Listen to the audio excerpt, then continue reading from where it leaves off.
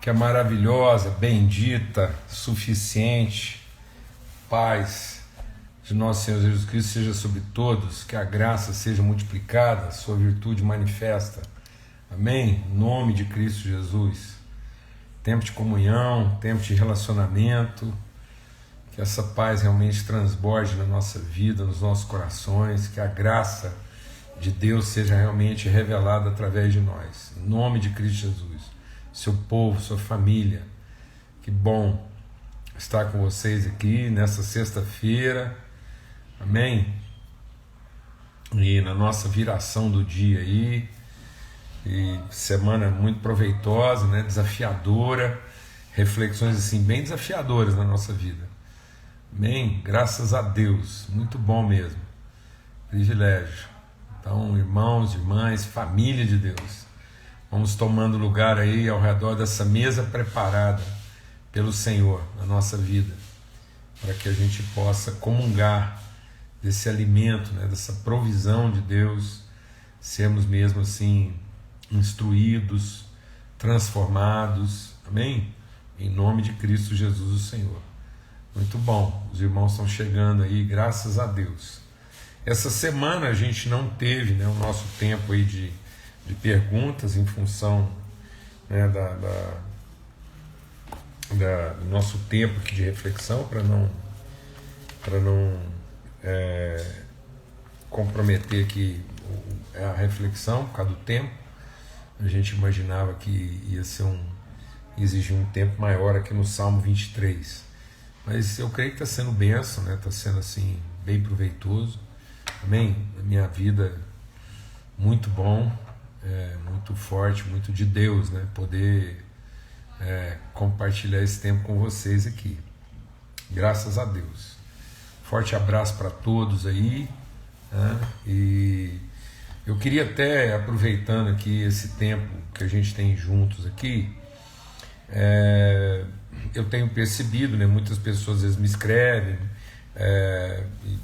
solicitando às vezes, porque a gente vai tocando em assuntos assim que são assuntos fortes, né, e mexem com a vida, ou que vão tocar em assuntos que a pessoa já vinha enfrentando, tratando, e há no meu coração há uma disposição sincera, né, em cooperar na medida do possível que a gente consegue, em função também de outros compromissos que a gente tem, como pastor de uma congregação. Essas coisas não pararam, pelo contrário, algumas delas se intensificaram.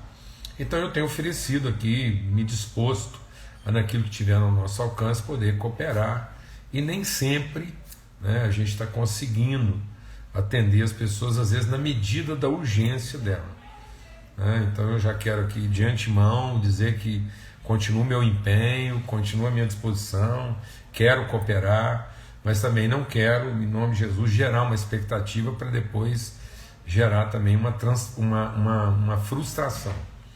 Então, quero renovar meu compromisso. Quem escrever, quem compartilhar algum assunto às vezes mais grave, na medida do possível a gente vai conseguindo, né, atender, e estamos em oração pelas pessoas. Se você perceber que às vezes a resposta não foi tão imediata, né, então insista. Você insistir, continuar às vezes mandando lá sua mensagem. Eu compartilhei inclusive meu WhatsApp com algumas pessoas aqui,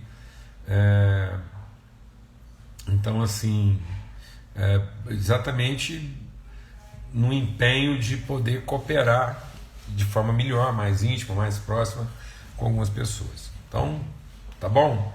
Caso isso não aconteça, eu sei que às vezes pode haver aí alguma frustração nesse sentido, mas quero renovar meu compromisso aqui. Não é por falta de empenho, nem às vezes por não considerar a urgência ou o desafio. Tenho profundo respeito, porque eu entendo que a urgência de cada um é a sua urgência, a sua prioridade, mas às vezes não temos conseguido atender as pessoas a contento, em função também do volume de coisas que a gente está trabalhando e atendendo, tá bom? Muito bom, graças a Deus. Vamos ter uma palavra de oração e suplicar mesmo assim que o nosso coração esteja totalmente sensível à voz de Deus. Amém? Pai, muito obrigado pelo teu amor, obrigado pela tua graça, obrigado pela tua presença em nós. Eu quero suplicar isso mesmo. O principal consolo da nossa vida é saber que o Senhor está em nós, o teu Espírito está em nós, e que o nosso socorro vem do Senhor, para que a gente possa aprender isso, aprender uns com os outros a te conhecer e ter o privilégio de abençoarmos uns aos outros, mas também temos o privilégio de dependermos absolutamente do teu cuidado, da tua misericórdia. Em nome de Cristo Jesus, o Senhor, pelo sangue do Cordeiro. Amém. Graças a Deus. Amém, irmãos? Bênção de Deus. Vamos ler o Salmo aqui, Salmo 23, um Salmo de Deus mesmo, e a gente poder, assim, tremendo, a gente poder ver, assim, nesse Salmo, assim, uma trajetória, uma condução, assim, para um caminho. O Senhor é meu pastor, nada me faltará. Mas eu quero insistir nisso aqui, a gente está meditando nisso, entender que quando o salmista está escrevendo isso, ele tá fazendo uma declaração em absoluto. Se a gente não entender mais nada desse salmo aqui durante essa meditação, se a gente não entender mais nada aqui, e entender só isso, então a gente entendeu o que é o fundamental. Tá bom? Que é o seguinte: o Senhor é meu pastor e eu passarei a ter uma vida completa. Boa parte dos nossos problemas, se não todos eles, vem dessa carência, dessa necessidade que a gente tem de ser compensado, de ser reconhecido, ser atendido naquilo que são as projeções e as expectativas que a gente gera. Então, quando a gente é pastoreado por Deus, a gente é conduzido num processo de transformação do entendimento. Então esse pastoreio é essencialmente para transformar nosso entendimento. Isso quer dizer que nós vamos passar a entender que nós não temos porquê. Uma pessoa completa, uma pessoa plena, ela vai entender a vida mais pelo que ela tem para oferecer, e ela vai parar de pensar a vida a partir daquilo que está faltando para ela. Por isso que os que esperam no Senhor renovam suas forças. Mas maldito é o homem que coloca sua expectativa no homem. E aí, deixa Deus ministrar o seu coração. Às vezes a gente pensa assim, maldito é o homem que confia no homem, e aí a gente está pensando que é maldito o homem que confia no outro homem. Não. Maldito é o homem que confia no homem, que faz do seu próprio braço a sua força. Ou seja, entenda que você só vai se decepcionar com alguém porque você avaliou mal, porque você projetou uma expectativa. Então nunca haverá desapontamento que não tenha sido precedido de uma expectativa. Então onde você colocou sua primeira confiança e não devia ter colocado? Na sua capacidade de avaliação, seja do problema, seja da solução. Então, quando eu projeto para alguém, e até para o próprio Deus, uma expectativa, o meu equívoco está sendo em confiar na minha capacidade de observação e conclusão. Então, em lugar de aprender com Deus, eu quero concluir a respeito dele. Quando você começa a tirar conclusões a respeito de Deus sem conhecê-lo, você está firmando a sua relação com Deus naquilo que você conhece de você e não naquilo que você conhece dele. Então deixa o Espírito de Deus ministrar o nosso coração aqui.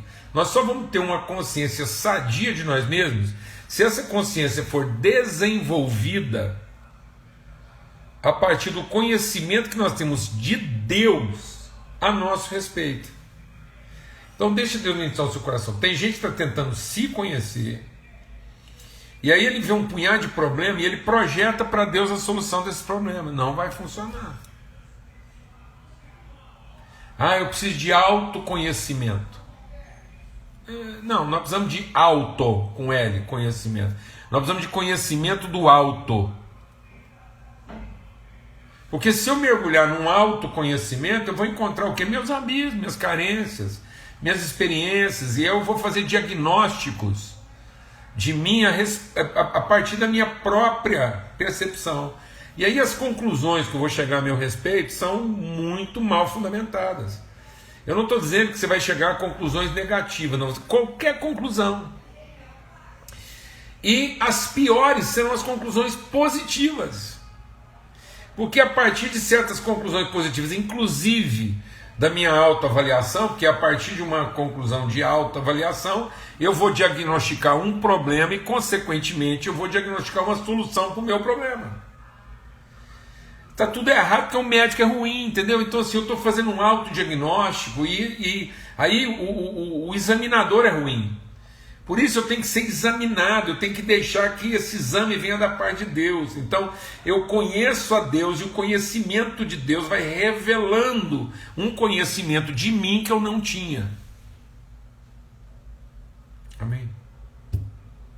E uma das coisas que você vai perceber de um conhecimento de você que você não tinha é que Deus nunca te colocou numa roubada. Ele nunca te colocou num problema sem antes ter preparado para você o recurso para que você possa enfrentar esse problema. Em nome de Jesus.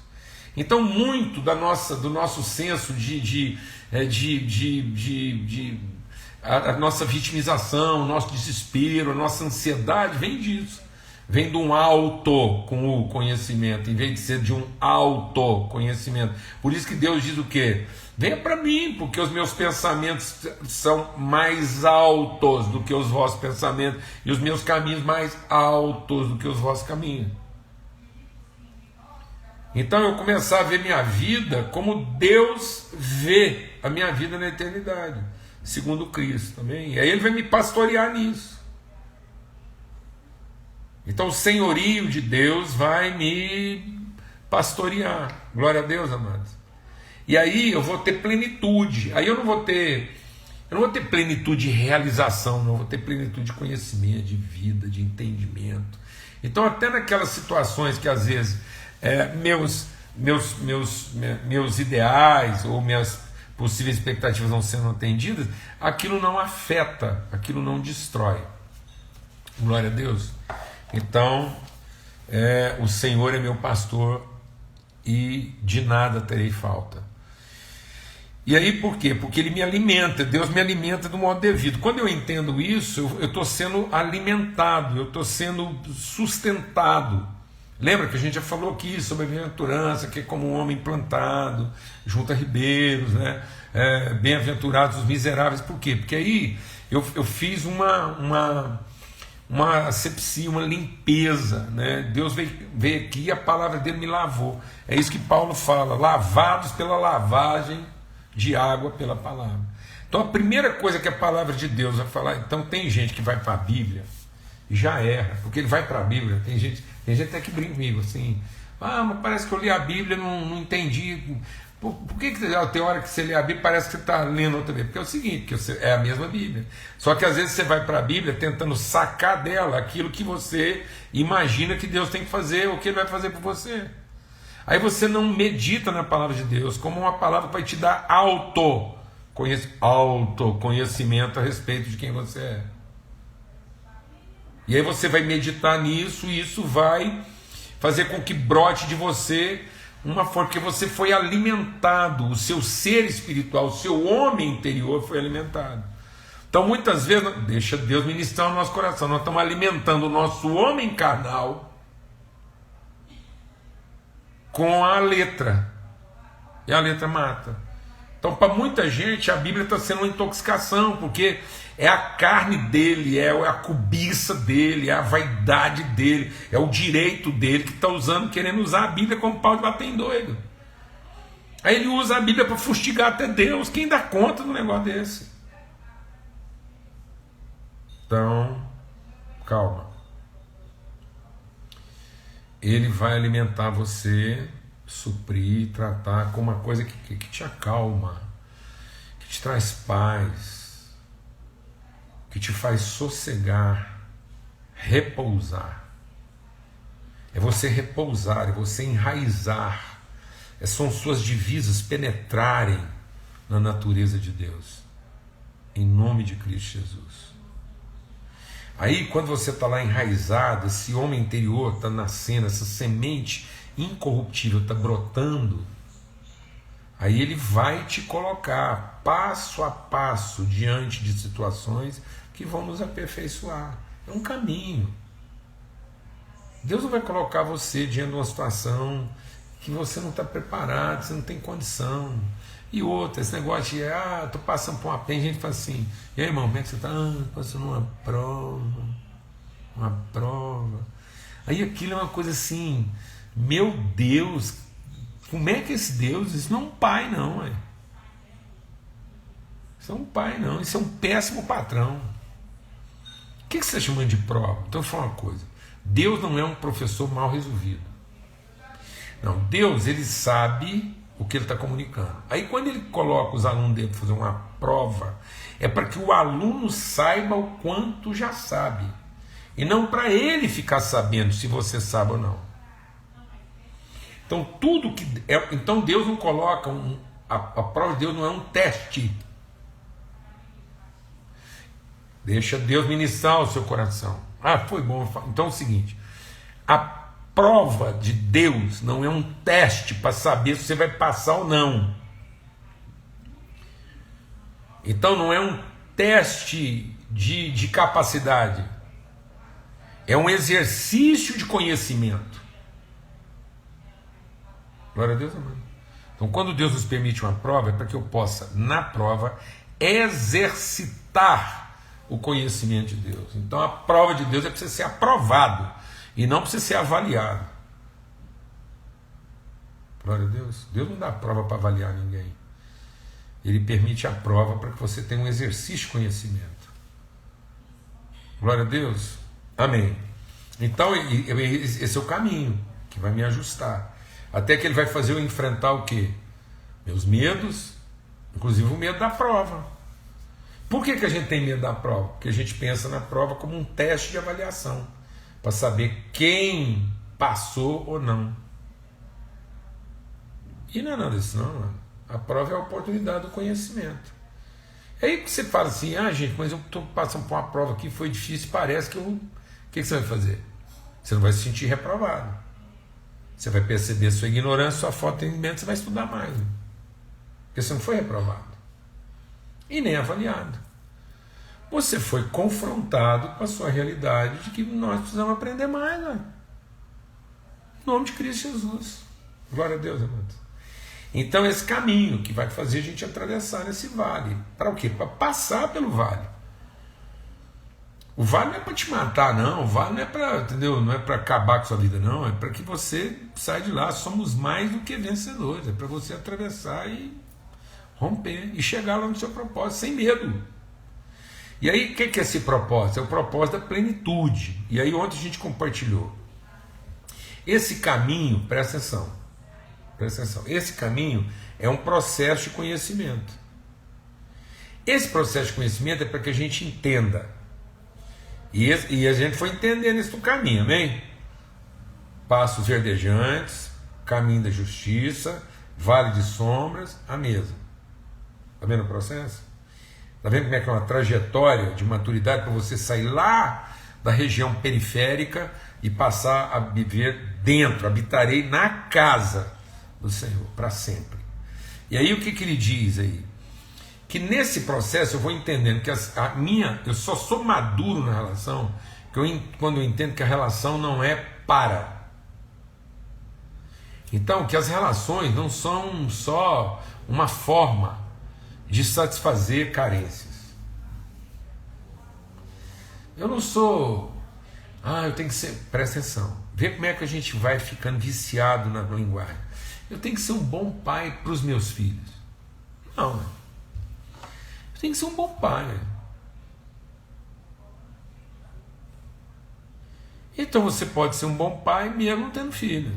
É um bom pai, uma referência de paternidade. Não é para. Não é circunstancial. Não é circunstancial. Não é um local. Não é um endereço, tempo e espaço. É uma natureza. Deus é pai, você é filho de Deus e Ele quer que todos os seus filhos sejam a semelhança dele, então Ele vai nos transformar numa figura de pai como Ele é pai. Glória a Deus. Então, o reino de Deus é como um pai. E teve problema com os dois filhos, nem por isso ele deixou de ser pai. Foi um absoluto. Então não é para. Porque se fosse para, lá na parábola do filho pródigo, aquele pai tinha fracassado porque os dois filhos, num determinado momento, achou que ele não estava com nada. Por isso tem muito pai entrando em crise, porque quando ele tenta ser um pai para, um marido para, uma esposa para, um cristão para, aí dependendo do jeito que o outro reage, ele entra em crise e acha que está tudo errado na vida dele, e ele fica se perguntando onde é que foi que ele errou. Então o propósito pleno de Deus não é para. E aí também não é com, e aí ele vai percorrendo o caminho. Ele falou, eu estou te alimentando, e aí a gente está lá como uma ovelhinha, Deus deu comida, e a gente acha que Deus é bom para nós. Deus é bom para mim, Deus é bom para mim, segundo. Então a gente acha que Deus é para. Deus não é para. Deus não é para. Mas ele está para, mas não é para. A plenitude de Deus, quem fica só no Deus parou. Aí ele move você do Deus para o Deus com. Um caminho, você está andando com ele, a tua vara e o teu cajado estão comigo, e me consola, é Deus com. E aí você está ali vendo a companhia. Mas quando chega na mesa, Jesus diz assim, esse é o meu corpo, que é dado, comei de mim. Aí agora eu entendi a plenitude, porque não é está para, está com, mas é em. Então a plenitude da relação é quando a gente se torna alguém em, mais do que alguém para e do que alguém com, porque circunstancialmente, você não vai ter como ser para, porque às vezes a pessoa não quer nada com você, e nem vai ser com. Nesse momento, por exemplo, nós não estamos conseguindo ser com plenamente, mas nós conseguimos ser em, porque aquela virtude transferiu-se de nós para o outro.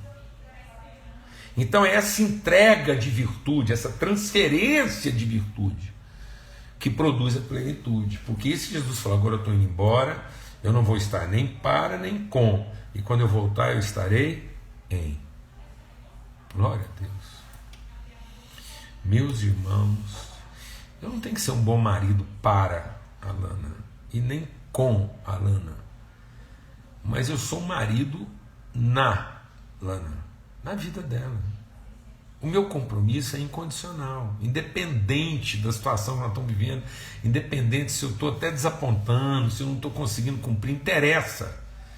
É um vínculo que não se desfaz, é uma unidade.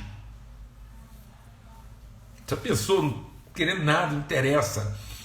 Se ela acha que você não está nela, ela está em você. Por isso que Jesus diz, só aquele que está em mim produz fruto, porque quem não está em mim, não produzindo fruto, Deus corta. Porque tem gente, o que é aquele ramo que estando com Jesus não produz fruto? É porque ele é um ramo para, um ramo com, mas não é um ramo em. Glória a Deus, amados. Por isso que a mesa é para que você entregue a sua vida, é para que as pessoas comam de você, e não que você continue fazendo comida para e nem comendo com. Glória a Deus. Quem faz comida para, filantropia. Quem só come com, liturgia. Quem se alimenta de, come de, aí é espiritualidade.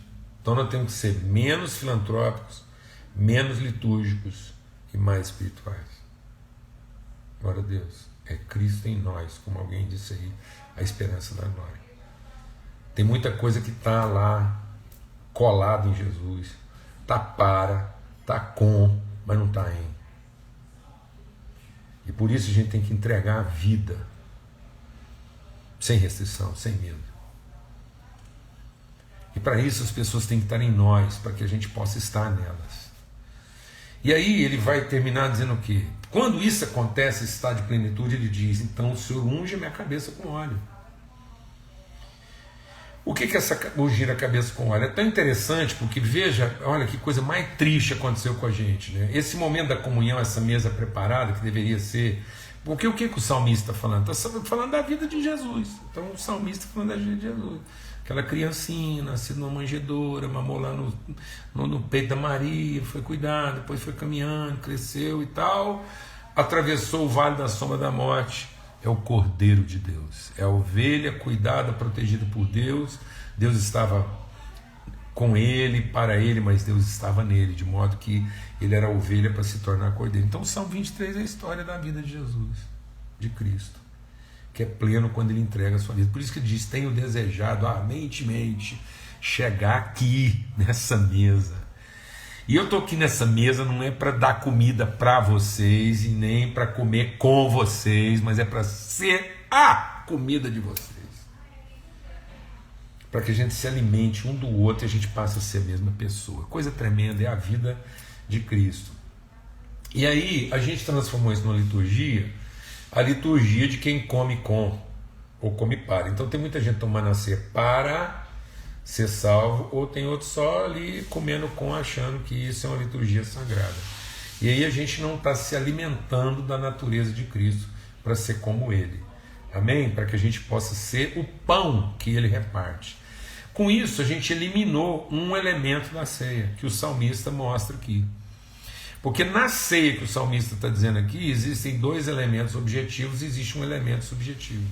O elemento objetivo que está aqui é o pão e o vinho, estão lá na ceia, que é o momento da comunhão, é comer da carne, beber do sangue, é o cordeiro que está sendo morto. Mas Jesus diz: eu entreguei para vocês o meu Espírito. Então não adianta comer de Jesus para minha necessidade, não adianta beber com Ele para minha alegria, se eu não comungo com Ele o mesmo Espírito. Amém? Por isso que é o óleo, é o óleo que testifica que nós somos filhos. Então muita gente está encontrando na relação com Jesus alguma satisfação, alguma vantagem, algum benefício, mas não está encontrando plenitude, porque está faltando o terceiro elemento. E a Bíblia é carregada desse terceiro elemento, né? Lá no Salmo que fala: bem-aventurado é o que teme ao Senhor, porque Ele vai trazer pão para sua casa, sua mulher vai ser como a videira frutífera e seus filhos assentados ao redor da mesa como rebentos da oliveira. Então os três elementos estão lá. Está lá o pão, está lá o vinho e está lá o azeite, porque está lá o trigo, está lá a uva e está lá a oliva, o óleo. Então quais são as figuras que tipificam o ministério de Jesus? Jesus é comparado com o quê? Ele é comparado com a videira verdadeira, o vinho. Ele é comparado com a figueira, que ele diz quando a figueira floresceu, o ministério da igreja e tudo mais. E ele é comparado com o óleo, o azeite, a azeitona que é espremida, é esmagada e produz o óleo. São as três árvores que tipificam, na visão de Gideão, a figueira, a videira e a oliveira. A figueira representa o alimento. Jesus foi na figueira buscar o alimento, o pão. A videira representa a alegria. E a oliveira representa o testemunho, a consciência, a evidência, a manifestação. Lá no Salmo, até vou ler com vocês o Salmo 104, você podia anotar isso. O Salmo 104 diz assim, ó: Ele faz crescer a grama para o gado. Lembra que eu estou falando do Salmo 23? Ele fala assim, ó: Ele faz crescer a grama para o gado, a erva para o serviço do homem e para fazer sair o alimento da terra. Então, esse provisionamento completo. Aí ele vai dizer qual é esse provisionamento completo. O que é esse alimento que conduz à plenitude? E ele diz assim, ó: é o vinho que alegra o coração do homem, é o óleo que faz brilhar na sua face e é o pão que fortalece o coração do homem. Está vendo como é que é uma plenitude? Então, eu estou alimentado, a palavra alimenta. Aqueles que venceram pelo testemunho da sua palavra, entendimento transformado, o sangue do Cordeiro, a alegria de teus pecados perdoados, reconciliação, vida, a mesa preparada. Éramos inimigos e Ele preparou essa mesa agora, e Cristo está sendo servido na presença dos seus inimigos. Amém? E aí o que acontece nesse momento? O óleo é derramado. Nós não recebemos só provisionamento, nós não recebemos só socorro, ajuda de Jesus. Jesus não resolveu só minhas questões de pecado, e nem me ajuda nas minhas dificuldades. Ele transfere para mim o seu Espírito, de modo que meu rosto possa reluzir, de modo que eu receba essa unção que diz que eu sou filho. Unges a minha cabeça com óleo e o meu cálice transborda, tá vendo? Há um transbordar de alegria. Então essa mesa só vai alcançar a sua plenitude quando eu receber esse testemunho de identidade, esse Espírito que testifica com o nosso Espírito, nós somos filhos de Deus, e que nós alcançamos o lugar da nossa plenitude, do nosso propósito da vida, quando nós estamos nessa mesa para servir uns aos outros, para que nós possamos estar em, não apenas com, não apenas para, mas em nossa vida entregue espontaneamente. De modo que eu não vou ser mais deixa Deus ministrar o seu coração, de modo que eu não vou ser mais um perseguidor de bondade e misericórdia, eu vou ser uma testemunha, de modo que você não vai ter que correr atrás de bênção, mas você vai, onde você for, as bênçãos chegam com você, elas são a sua retaguarda e não a sua expectativa. Você não está relacionando com Deus para que o seu Deus mande mais misericórdia para, ou exerça bondade com. Não, nós caminhamos com Deus porque agora Ele, através de nós, revela bondade e misericórdia, porque a gente vive na intimidade dEle todos os dias da nossa vida. Bondade e misericórdia, certamente, com toda certeza, me seguirão todos os dias da nossa vida. Amém? Em nome de Cristo Jesus, em nome de Cristo Jesus. Alguém até perguntou, né, quem são os inimigos de que ele fala lá no Salmo? Quem são os inimigos? Éramos nós. Quando o salmista escreveu isso é um salmo messiânico. Esse salmo fala da vida de Cristo. Sabe quem eram os inimigos? Éramos nós. E porque ele entregou a sua vida em favor de nós, nós comemos dele, ele passou a ser em nós, e de inimigos nós passamos a ser seus irmãos, filhos do mesmo Pai, porque esse óleo derramado testifica com o nosso espírito que nós somos filhos de Deus. Glória a Deus, amados. Em nome de Cristo Jesus, o Senhor. Que o mesmo Senhor que pastoreou a vida de Jesus e fez com que ele fosse pleno, habitasse. Quem é que está habitando na casa do Senhor para tudo sempre? É Jesus. Ele foi primeiro em ter vindo de lá revelar isso, foi primeiro em voltar para lá, e ele diz que está nos esperando lá para sentar na mesma mesa. Então essa mesa tem que ser aqui, porque essa é a mesa que vai estar lá. Ele diz, eu estou esperando vocês, e de novo a gente vai se sentar na mesma mesa. Glória a Deus, em nome de Cristo Jesus. E que enquanto a gente não senta na mesa lá, a gente continua sentando na mesma mesa que ele deixou aqui, transformando inimigos em filhos de Deus, na medida em que a gente é na vida deles. Deus em, muito além de Deus para e Deus com. Em nome de Cristo Jesus, não tenha medo de oferecer a nossa vida, porque nós testemunhamos bondade e misericórdia. Nós não somos perseguidores, caçadores, nós não somos aqui. Para de ser um caçador de bênção, para de ficar procurando um culto abençoado e seja um filho abençoador. Para de ficar correndo atrás de onde está a misericórdia e a bondade, e entenda que essas coisas correm com você quando você realmente alcança essa plenitude de ser pastoreado, guiado por Deus para chegar nesse lugar. Onde você chegar, chegam com você bondade e misericórdia, porque você é alguém que habita a intimidade de Deus e Deus habita a sua intimidade. Glória a Deus, amados. Em nome de Cristo Jesus, o Senhor. Aleluia. Que mesa bendita, um privilégio. Conseguimos concluir aqui essa reflexão, graças a Deus. Domingo, às 8 horas da manhã. Nós estamos aqui juntos, se Deus quiser, às 8 horas da manhã, começando a nossa semana com princípios, com fundamentos. Uma semana de primeira não começa na segunda, tá bom? E depois, segunda-feira, a gente vai ir na viração do dia, nos encontrarmos para poder meditar, aprender, compartilhar e edificarmos uns aos outros, tá bom? Glória a Deus.